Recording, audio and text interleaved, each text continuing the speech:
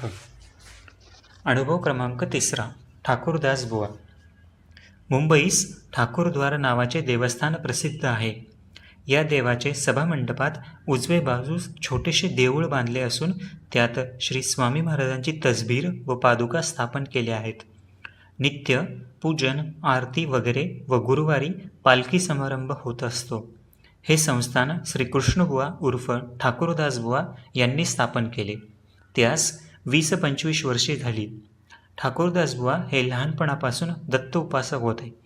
नरसोबाची वाडी, गाणगापूर वगैरे ठिकाणी जाऊन दत्ताची सेवा करण्याची त्यास फार हौस होती. ठाकूरदास बुवा हे कीर्तन फार उत्तम करीत असो. पुढे काही वर्षांनी बुवाचे अंगावर प्रारब्ध योगाने श्वेतकुष्ठ उत्पन्न झाले. तोंडावर पांढरेपणा येऊन चेहराही विद्रूप दिसू लागला. बुवा विद्वान सर्वमान्य असून या रोगाचे योगाने त्यास मरणप्राय दुःख झाले. 2 वर्षे पावेतो अनेक उपाय केले, पण कुष्ठ काही कमी होईना. यामुळे चित्त उदास होऊन ठाकूरदास बुवांनी निश्चय केला की यापुढे स्वजनास तोंड दाखविणे चांगले नाही, करिता काक्षी क्षेत्रे जाऊन कुटुंबासुद्धा जाऊन वास करावा. त्याप्रमाणे तयारी करून आपले आवडते गाणगापुराचे पादुकांची अखेरची भेट घेण्यास गाणगापुरास आले. श्रींचे पादुकांवर कस्तुरी अर्पण करण्याचे हेतूने उत्तम कस्तुरी त्यांनी बरोबर आणली होती. दर्शन घेऊन पादुकांची यथासांग पूजा केली, मात्र कस्तुरी अर्पण करण्याचा त्यास विसर पडला. मग बुवांनी ब्राह्मण भोजन करून त्या दिवशी मंदिरात उत्तम प्रकारचे कीर्तन केले व काशी जाण्याबद्दल श्रींची आज्ञा मागितली. त्याच रात्री बुवाचा दृष्टांत झाला की अक्कलकोटात जाऊन श्री स्वामी समर्थ यांचे दर्शन घ्यावे, म्हणजे रोगापासून मुक्त होशील.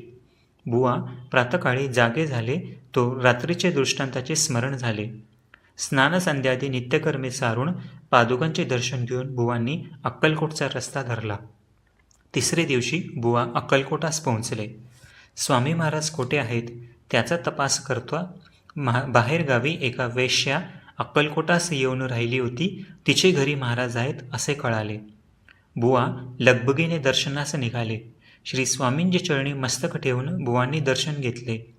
महाराज बुवांकडे पाहून म्हणाले, हमारी कस्तुरी अभी के अभी लाव. ठाकूरदास बुवास आपण पादुकावर अर्पण करण्यास कस्तुरी आणली होती त्याचे स्मरण झाले आणि श्री स्वामी महाराजांनी त्याची आठवण करून दिली. त्यावरून बुवांची महाराजांच्या अंतरसाक्षित्वाबद्दलची खात्री झाली.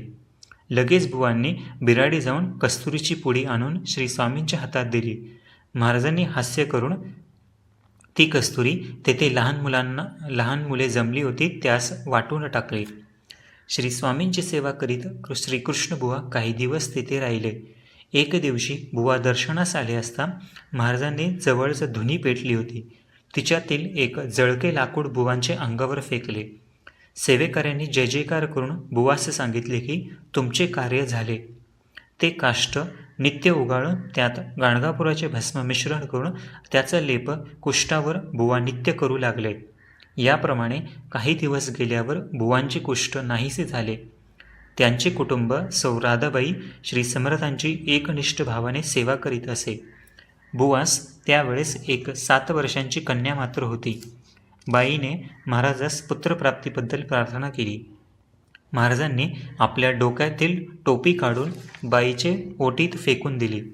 बाईने महाप्रसाद समजून आनंदाने महाराजास साष्टांग नमस्कार घातला. पुढे 12 महिन्याच्या आतच तिला पुत्र झाला. त्याचे नाव गुरुनाथ ठेवले. श्री स्वामी महाराजांच्या आज्ञेप्रमाणे गुरुनाथाचा व्रतबंधही अक्कलकोटास श्री स्वामी सानिध्य झाला. सके 1792 साली माघ मासात अक्कलकोटास शिवरात्रीच्या दिवशी ठाकूरदास बुवा कीर्तन करीत असता आपल्या डोकीची भरझरी टोपी काढून गुरुनाथाच्या डोक्यात महाराजांनी घातली. पुढे ठाकूरदास बुवा श्री स्वामींचे पूर्ण भक्त झाले. ती वर्षी गुरुप्रतिपदेच्या उत्सवास येऊन 4 दिवस अक्कलकोटास कीर्तन करून आनंद करीत असत. श्री स्वामी महाराजांच्या पादुका मुंबईस त्यांनी ठाकूरद्वारी स्थापन केल्या आहेत. ठाकूरदास बुवा हल्ली कैलासवासी आहेत, पण गुरुनाथ बुवा ठाकूरद्वारी श्री स्वामी समर्थांचे भजन पूजन भक्तिपुरासर करीत असतात. ठाकूरदास बुवांचा कुष्ठपरिहार झाल्यावर ते हमेशा अक्कलकोटास येऊन श्रींजवळ कीर्तन व पूजन करीत असत. एक दिवशी बुवाचे मनात असे आले की श्री स्वामींपासून आपणास गुरुपदेश मिळावा. असे मनात येताच महाराज फार रागावून म्हणू लागले की हमको काय को सताता है, हम पंतोजीपन नहीं करते. गांठ के गुरु बाट के चेले हम करते नहीं देखे. पुढचे वर्षी बुवांनी निर्धार केला की मरण आले तरी पुरवेल, पण श्री स्वामी समर्थांचा अनुग्रह घेतल्या वाचून राहावायचे नाही. असा निर्धार करून महाराजांसमोर बुवा उभे राहिले. तेव्हा महाराज म्हणाले, निकल जाओ, जूता मारेंगे. हे शब्द ऐकून बुवांच्या मनात भक्तिविजयातील रामानंद आणि कबीर यांच्या गोष्टीचे स्मरण झाले. हे बुवाचे मनात येताच महाराज म्हणाले, तेरा कबीर जग मारता है, हम कुछ परवा नहीं करते.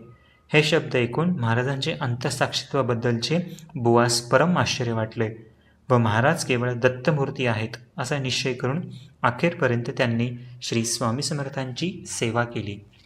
श्री स्वामी समर्थ. जय जय स्वामी समर्थ.